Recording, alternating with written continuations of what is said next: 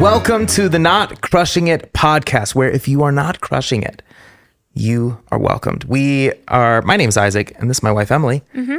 And we talk about themes of faith with less hype, more hope, and a whole lot of honesty. A whole lot of honesty. And speaking of honesty, Let's talk about how we weren't crushing it. Yes. I'm just a little bit more of a solo crushing. Oh!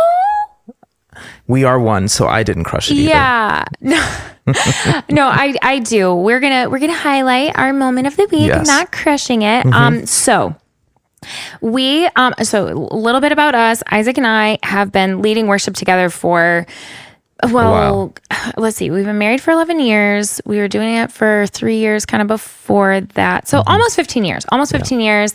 We've been leading worship together. And in our entire, or at least my entire career of leading worship, I have never overslept. Yeah. My alarm to be, at the Sunday gathering or whatever it is, until this past week where my greatest fear happened. Yeah. However, I would also like to point out that it was overcome. It happened, and I am here, and I'm living to tell the tale. So I've been delivered of that fear. Amen. Yes. Can I get a hallelujah?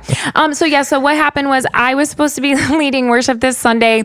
Now, on Sundays, I like to get up, honestly, pretty early, most times at 4:30, just so I can move slow, spend time with God, center myself, all the things. Lord. And and I'm supposed to be at church at 6:20.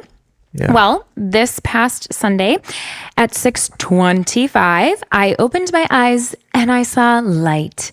Yeah. Usually, light is a lovely thing to experience, except for when I need You needed to see the darkness. Dark, because at 4:30 the sun is not out. Yeah. And so the second I realized, I was like, oh, I screamed. No. I was like, oh my God. Let's change to Isaac's perspective here, because that's what's really, that's what the people really want to know. I'm laying in a peaceful, quiet, calm, restful state in my father's arms. Deep sleep in the REM state. And all of a sudden I hear yelling from the corners of my dreams. I hear yelling, and I think to myself, man, we've been broken into.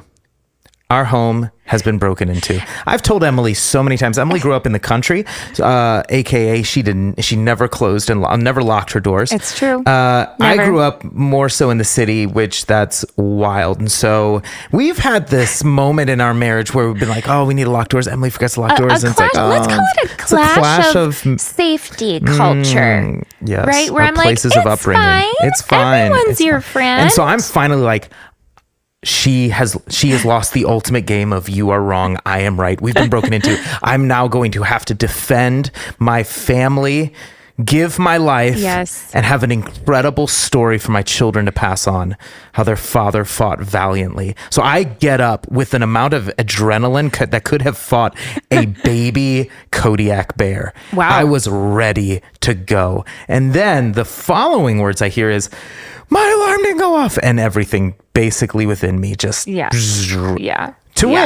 the genuine fear. So yes, we together, I tried to help Emily get out of the house as fast as possible. Which was quite the Honestly, scene. It was really impressive. I was trying to call our worship pastor, and so just for reference, I've known him my whole life. My best friend is his sister. I was in such a panic. I could not even remember his last name to look him up in my phone, to call him to say, oh my God, I'm so sorry. I'm gonna be late. Anyways, Isaac was like, here are black pants. Here's a black shirt. He's like, just black all goes together. Here's probably the clothes. My clothes. Here's some water. Anyways, I really appreciated his help. He was so good to me. He was so good to me. And you guys, this is how amazing my husband is.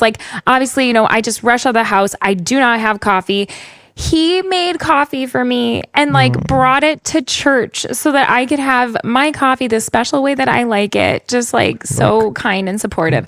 But anyways, one actually really sweet moment though that I do want to share from this insane, chaotic morning was, our production director is a great friend of ours. I call him and I'm like, I'm sorry. I just woke up, And he, without hesitation, says, Emily, don't let the enemy steal this morning from you.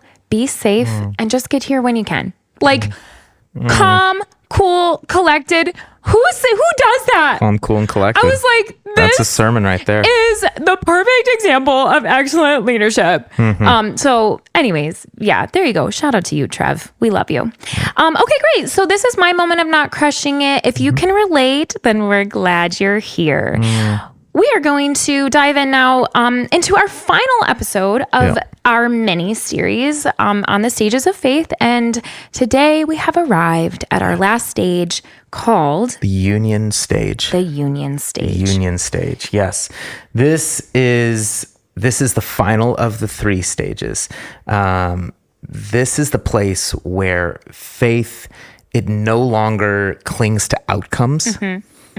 And it just abides in God himself. I love the poem by the 19th century missionary Amy Carmichael. And it's, "In acceptance lieth peace." Is that the name of the poem? Or That's is that the name of the poem, and it's the last stanza of her poem. That in acceptance, it's not in indulgence, it's not in it's not in forgetting, it's not in numbing yourself. It's in acceptance. That's where peace is found. Yes. Okay. I love that. Thank you for like unpacking that just a bit, because that feels like very old English. In acceptance lieth peace. Yes. It's like I was liathing next to you when the alarm went off. When the alarm went off, we were no longer in peace. Zero peace. Anyways, no, but actually, so that's actually, I love that. In our last episode, I talked about kind of just like my journey with anxiety, and like what that was like. And I went to counseling during that season. And one of the things that the counselor explained to me was this concept that she would refer to as radical acceptance. And she's like, yeah, it's essentially when you kind of make peace with what's happening to you. Like you no longer try to figure out like, why is it happening? Or, where did this come from or whatever. You just radically accept that it is. Yeah. You're like, who the heck knows, but it is happening. So and that's a really powerful place to get to, because then you get to say, all right, so what am I going to do about it? Who am I going to be in the midst of it? And what choices am I going to make even in spite of it sometimes? Yeah. So anyways, I love that. And that's kind of, where the union stage is taking us. So, but let's first just recap for anyone who's kind of newer, the 3 stages of faith that we've been talking about. Yeah, so the 3 stages we've been talking through, this is kind of the way that the church has viewed faith building. It's with this fundamental concept that faith is grown and not just gained, faith in God. And so these 3 steps, these 3 stages are broken up into the unveiling stage, which is all about awakening. It's awakening to God. It's having this rush of beauty that's been infused in your life. The second stage is the unraveling stage, or maybe most commonly associated with the dark night of the soul. Yes. And then the last stage of this stage, refining, the this purpose refining is for of your faith, that's right, and maturing, and leading to this stage, which is the union stage, where we find this peace that passes all understanding. It's the byproduct of walking through the unraveling stage. Yeah. It's what Peter talks about when he talks about your faith, like gold being refined in the fire. Remember that language that he and James also use of the testing of your faith being this idea of heat being your faith being exposed to trials, so that the impurities, just like how metal workers would expose their metals to fire, and the impurities would rise to the surface so that they could be wiped away, so we could become a more pure metal. And he says that this is the act of perseverance, that it brings about a maturity, and that you're not lacking in anything, a Christ likeness that comes. This is what you see in Jesus in Gethsemane. Yes. Take this cup from me, but not my will, but yours be done. This is what the entire book of Job is pointing to. Can you just hover over that for a second? As in, just because I think you're right. I think that's a really powerful example of what it looks like to be in a union stage with God, right? This like final, well, not final, but like the can I say that? Like the final stage of God. Sorry, I hesitated because you go through them all over and over again. But yeah, so Jesus here in Gethsemane, right? The garden, right before he's about to go to the cross. Okay. So he's like right in the middle of hardship. He's right in the middle of a trial and like the beginning of the suffering. And he does ask, like, God, can I please not do this? Take this cup from me. But then in the end, when he hears that answer of like, no, like this is necessary, then he says, okay, not my will, but yours be done. That is radical acceptance. He's like, okay, this is where we are, and this is what I'm going to choose to do. Sorry, I just really love that as a model. Like Jesus is never asking us to go through anything that he's not done himself or experienced himself. And so I would just say like, hey, even he leads us in this. Yeah, you see this with Job. You see for 41 chapters, Job expresses his questions, his frustrations towards God. And and then in chapter 42 is where he says, like, my ears have heard you, but now my eyes have seen you. It's this story, this narrative that God is not annoyed by us wrestling with him. And in fact, he actually meets us at our place of wrestling and also blesses us. Yeah. In that place of wrestling. That's so good. You know, so you see this stage. This is not, this is a generality. Sure.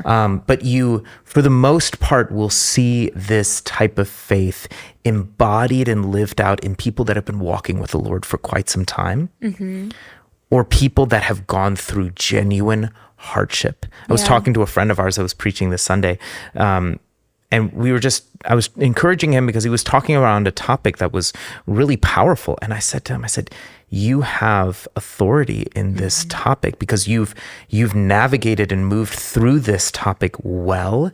And you see that with certain people. Certain people talk about certain things and there's just this extra layer of anointing. And it's I believe one of the powerful, we talked about Jesus walking through the wilderness, being given power. When we walk through seasons of testing well, we are given power by the Holy Spirit. So it is this faith that you can see. Again, this is not necessarily linked to particular age range, though I would say a lot of older followers of Jesus do embody this, but it is a maturity of faith that has come through navigating hardship and trials well. Yeah. And I'd say that this union stage is often defined by two characteristics. Okay.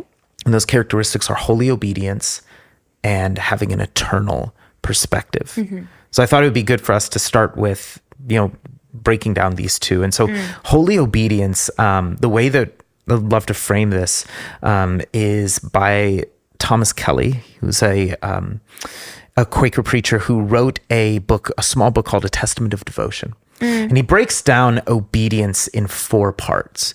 And so his the starting point of having this holy obedience is what he says, a flaming vision of such a life. Now, what does that mean? Well, what he's insinuating with this is find a person who has lived with a type of obedience to Christ that is inspirational and mimic their habits, mimic how they've lived their lives. That's so good. I love that. He then goes into number 2 where he says to begin where you are. There's this, we can live with this pressure of waiting until we've reached our idealized selves or when we've reached this place of perfection or arrival. And what he's saying is, no, actually right here, right now, with the imperfections, with your brokenness, begin now in obeying God, in pursuing holy obedience.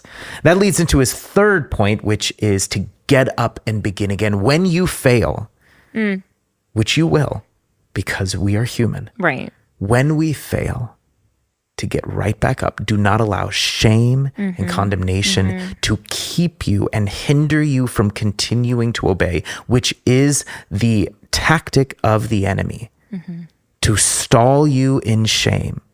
Do not allow that tactic to prevail and just get right back up and begin again. And then the last stage, the last step, which may feel a little bit out of place, but I think it's really beautiful, is he says, let life be willed through you. Do not grit your teeth and try to force your way through situations.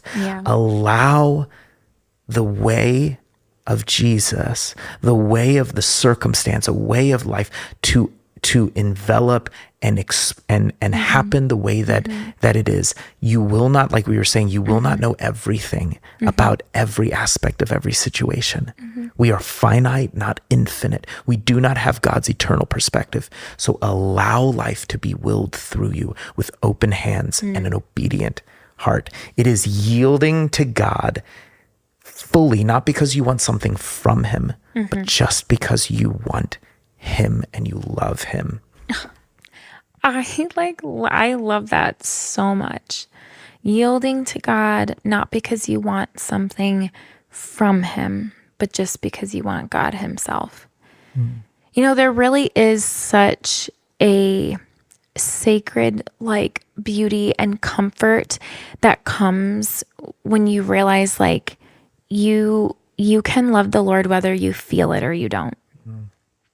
I remember there was a time in my life where, I would say, generally speaking, I am a pretty Tender person. Okay. The presence of God, really, affects me, and I can read my Bible anyways, I enjoy feeling him. I'm a feeler. Okay.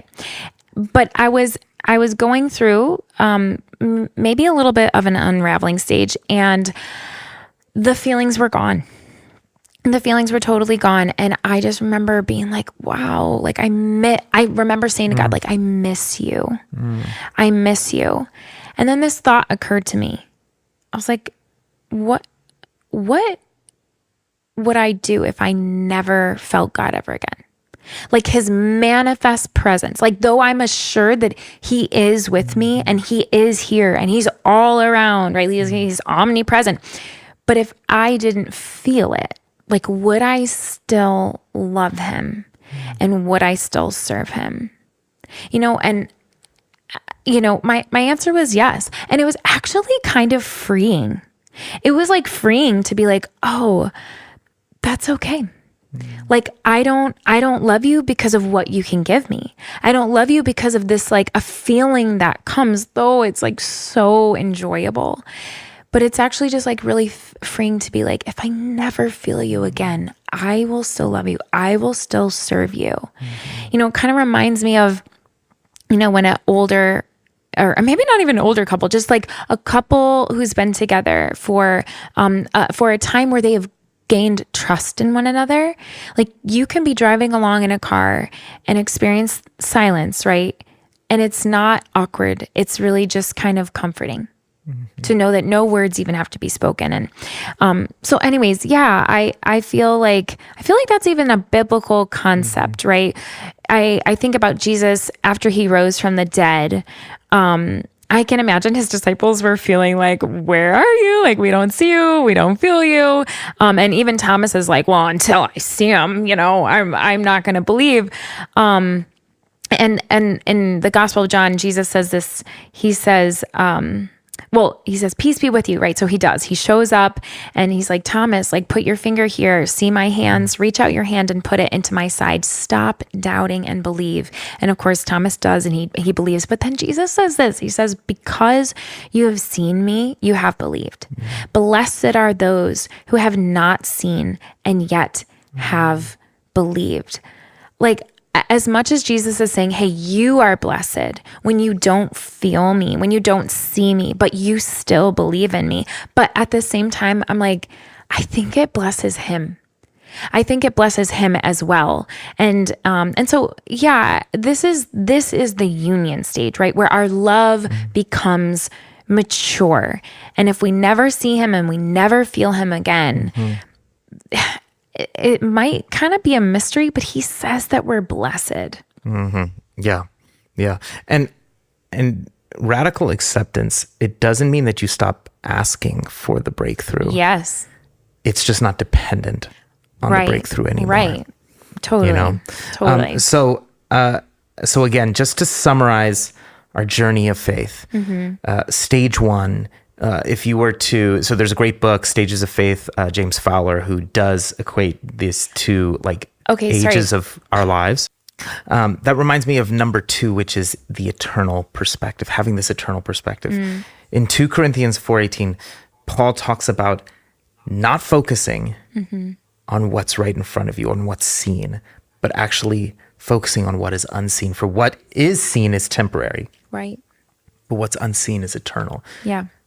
Literally, focus. Keep your attention on the long game. We talked about in the last episode about a genealogy of hope. What is this trial? What is this circumstance? What is this producing? Yeah. Not only for you, but in the word, in your testimony, the power of your testimony for those that come after you. Right. Later in Philippians 1:20, he talks about wanting Christ to be exalted, whether through his life or his death. So there is this desire. I want Christ to be exalted. And then this eternal perspective of irregardless of if it happens through me living or through my death, he does not deny the possibility and the reality of suffering, but he's also not owned by it. Yes. Yeah. Not owned by it. I think that's really key here. When it comes to connecting the experiencing the peace that passes understanding in the union stage. I know I keep going back to my struggle with anxiety, but it was, it's my story. And after I made peace with it, which actually how that all came about, I think is worth noting, which is I read through the story of Joseph in the Old Testament, and I was so struck by his story, specifically seeing, what he went through, and then being led, he was able to save his entire family from starvation. He was essentially set up for that. He was set up for that moment. And that taught me that with God, pain can have a purpose, right? And that if we steward our suffering well, that he can turn it for our good, right? So I'm not in any way implying that it was God who orchestrated the whole thing to make sure that Joseph's family was saved. No, but I think he was oh, interesting. You're going to make that choice, brothers. You're going to make that choice, Joseph, you arrogant little boy, you've got some growing up to, he takes the things that we do and he chooses and he's okay, I can still weave a story here of redemption. I can still weave a story of goodness here. And that was so comforting for me to think wow, God, somehow you are going to take this pain that I'm experiencing and use it for good. And which gives it purpose. And that's to me the beautiful offering of the gospel. The world cannot offer that. They cannot make sense of pain. They cannot make sense of suffering. And they surely don't know how to say, oh, we can give you beauty for ashes. They can't do that. Only Jesus can be no, you can give me ashes and I'll give you beauty. He is the great alchemist. I love thinking about that. So anyways, but I do just want to clarify something. When you make peace with whatever your hardship is, when you radically accept whatever situation you're in, that doesn't mean that you stop asking for the breakthrough. Right? That doesn't mean that you're well, I'm never going to pray about this again, you know? No, I was God, please take this anxiety away. But it became more of but you know what? If I live with this every single day of my life until the day that I die, here's what I'm going to do. I'm going to worship you. I'm going to praise you. I'm going to tell other people about you. That's where the freedom comes to say, but it's not going to own me, right? This isn't going to own me. So anyways, I just wanted to make sure we made that point. So before we move on, let's just summarize again the journey of faith, hitting the 3 stages, and then we're going to move on to things to be aware of in the union stage. There's a great book by a guy by the name of James Fowler, Stages of Faith, where he writes about these stages of faith and he correlates them to seasons of life. And so if the first stage is all about awakening, this can feel like a spiritual childhood full of wonder. Full of wonder. Stage 2 is like adolescence. You start to ask some questions, some things. You start to gain a faith of your own. Right. You start to move away, not just the faith that your parents gave you, but you start to come into your own there. And it's a little turbulent. But there's beauty and growth there happening. Stage 3 is a spiritual adulthood, which again, these stages go into one another again. So again, when you are in a union stage, there will be the childlikeness wonder of God revealed and expressed through your maturity with Christ. So again, let's just talk through things to be aware of when you're in the union stage. We've been kind of categorizing these in the last 2 stages with pitfalls and with pros. So let's start with the pitfalls. What are some things that we have to be aware of? Yes. Okay. So the first pitfall we would say is that you can think that this stage is the end, right, of your spiritual journey, right? You're like, I know everything there is to know about God. But there's always more, right? Like that's the truth. There's always more. There's more to learn, more to see in God, more to experience in Him. And these stages are not linear. You don't go through each of them and graduate like it's cyclical. So you enter in stage 1, you go through stage 2 and you end in stage 3, but then you actually re-enter into stage 1, which is like so amazing and so beautiful. And so as Isaac would say, it's not like the floor which you're standing on just like gets higher. You're like, okay, now we're going to do it all again. Okay, now we're going to do it all again.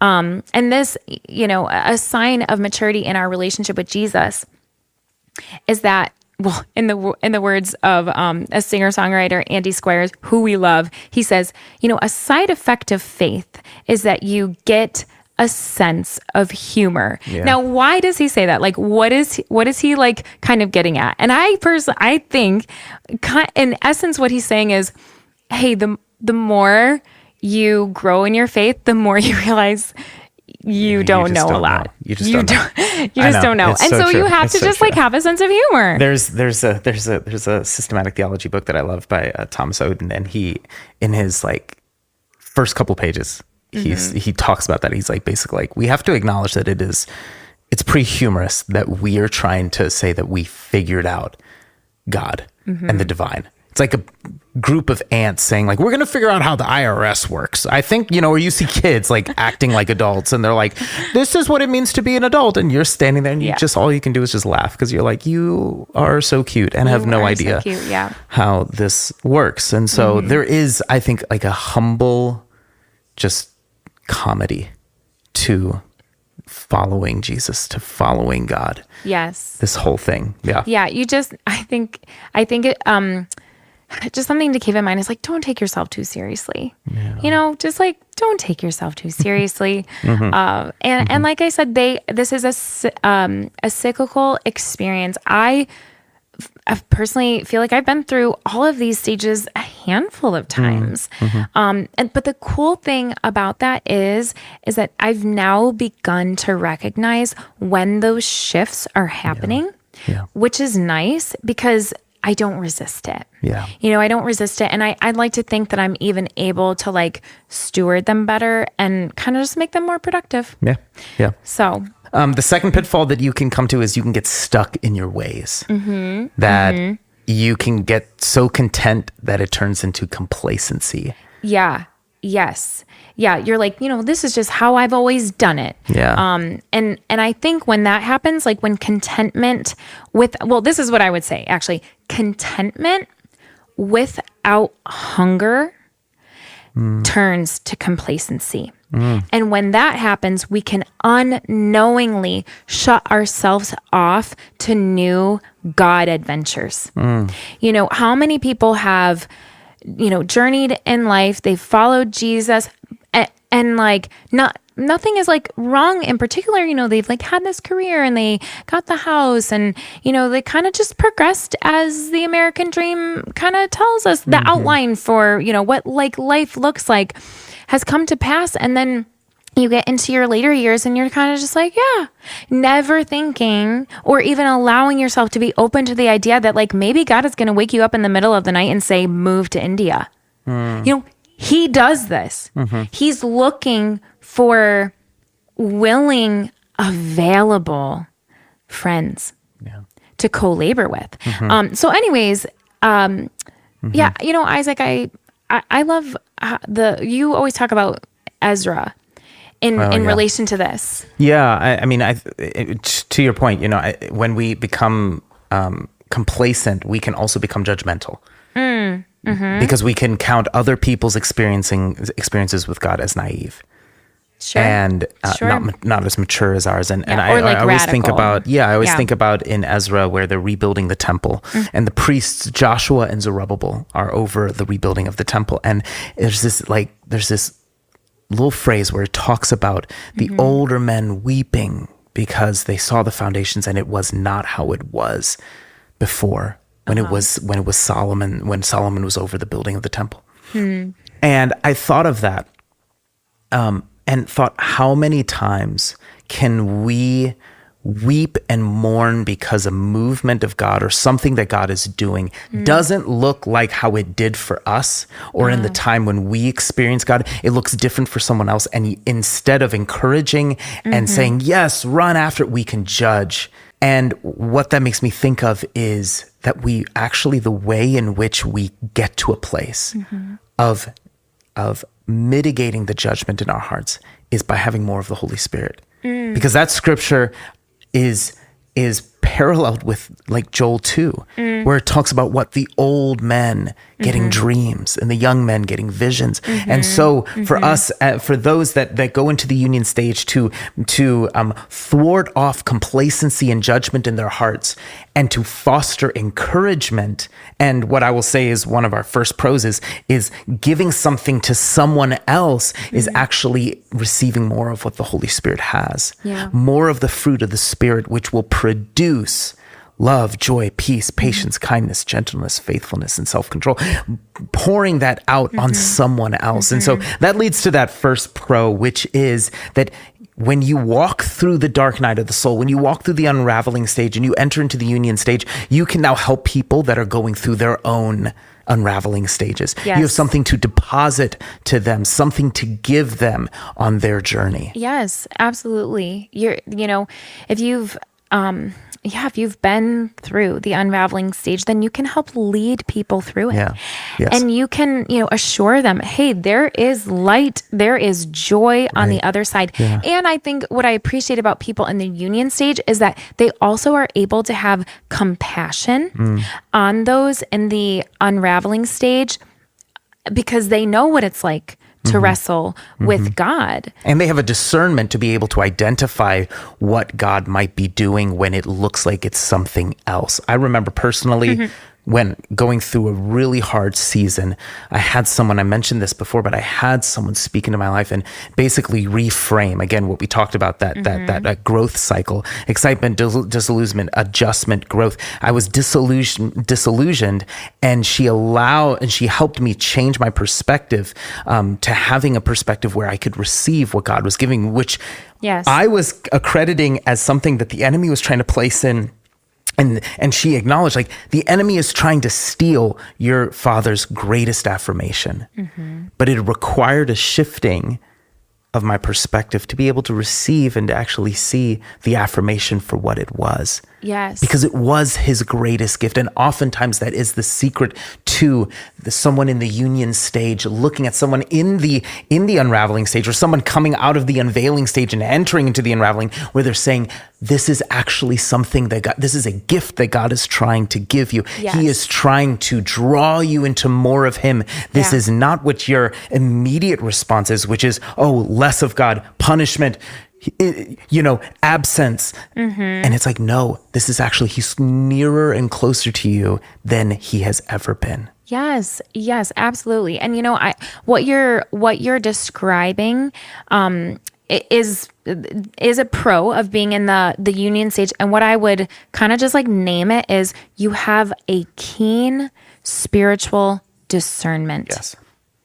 To sit with other people in different stages and help them make sense of what God is doing in their life, because you have history with God. And this is actually the role that like spiritual directors play, right? Spiritual directors are not counselors, but they're people who are sit with you and kind of just hear you like talk about what's going on between you and God. And they just maybe like ask questions that allow you to see how God has actually been at work in your life all along. Yeah. All along.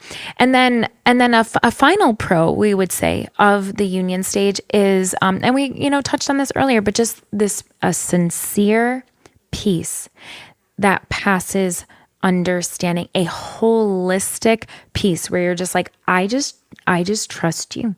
I just trust that where you have me is where I'm meant to be. Yeah. What I'm doing is what I'm meant to be doing. And I would just say like that kind of peace, that's a profound witness to the world. That's a profound witness to the world. So we've been talking the last few episodes about identifying where you are on the journey. Where are you? If this was a map, where and we have all the coordinates, where would you place yourself? Yeah. I know where I would place myself. We've been in various areas of this journey throughout our lives. And in that, acknowledge truthfully and honestly where you are. Are you in the awakening stage? Are you in the moment where wonder and awe is pouring in on you? And if so, receive it. Just receive it for what it is. Receive it and revel in it. Are you in the unraveling stage or the refinement stage of your faith? Or are you in the peaceful, quiet, trustful stage of the union stage? And as you're identifying where you are in these three stages, know that the truth of Philippians 1:6, that he who began a good work in you will carry it out to completion. That he is with you regardless of which stage you're in. He is with you and he is wanting to work this out to full completion. We want to close before we go into our worship, if you want to get ready for that, honey.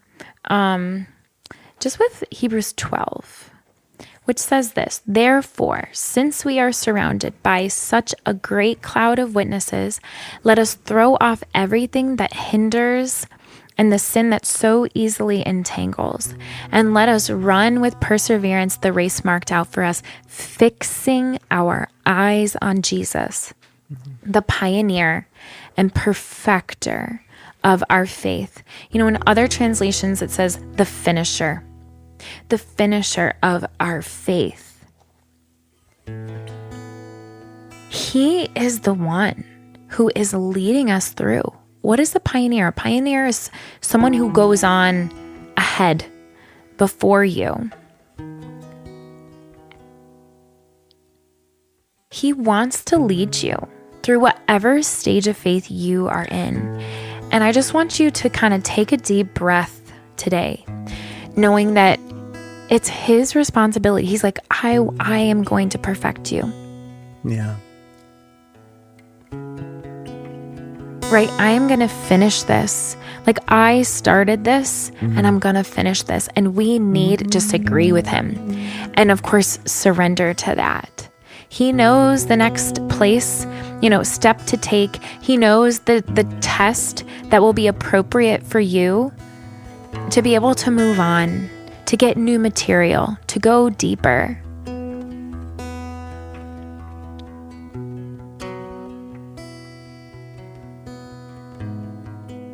And so, Jesus, we just fix our eyes on you right now.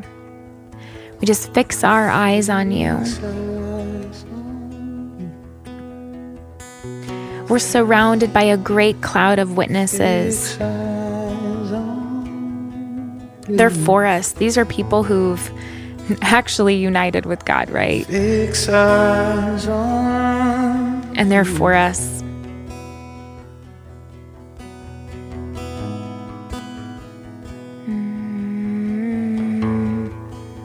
The pioneer and perfecter of our faith. He's leading us on and leading us through. Leading me on, leading me through, leading me on, leading me through. I can trust you, oh, I can trust you, 'cause you're leading me on, you're leading me through.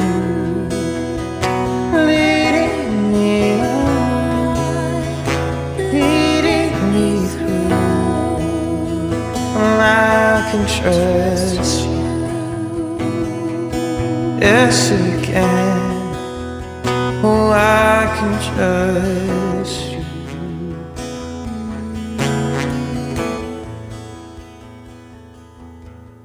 And peace like a river attended my way. When sorrows like sea billows roll,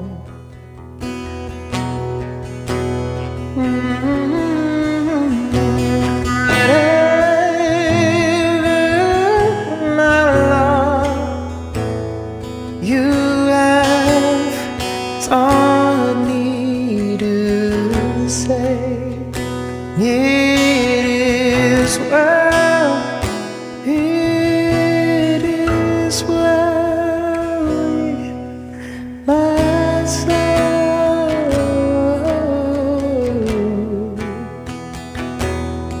my soul. It is well with my soul.